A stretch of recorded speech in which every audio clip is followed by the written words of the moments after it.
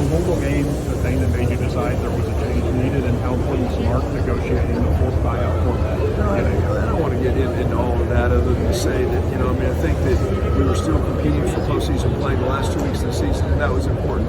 This team to have an opportunity to do that, and for us to have an opportunity to move forward. Mark Stoops gave us 13 incredible years of his life.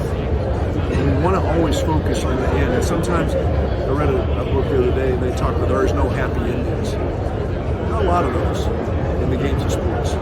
You don't get a lot of happy endings where you get to walk off into the sunset and get to call it the way you want to call it. You don't get that. Many times it ends in a head-down walk through the tunnel to find your family hanging out for you by yourself. It's hard, really hard. And so I want to focus for Mark on the 8 years that he gave us in that middle stretch. We went to 8 straight bowl games, 10-8-10 run that we had in the middle. It was spectacular. We hadn't seen that ever here.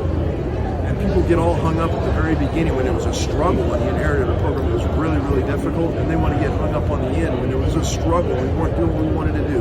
Forgetting the middle where he absolutely gave this program a new set of boundaries and moved the goalposts for us, and you can call it whatever you want to call it. He raised the expectations of what this place needed. So let's not get hung up on what he didn't do. He did a lot. And that really irritates the snot out of me when people take some shots and say, and all of a sudden then he comes and says, man, he was great on Sunday. Spectacular conversation. He's a good man, and he has a lot of love for this program in this city. So I don't ever walk out of here thinking that I don't have unbelievable respect for Mark Stoops and what he did here.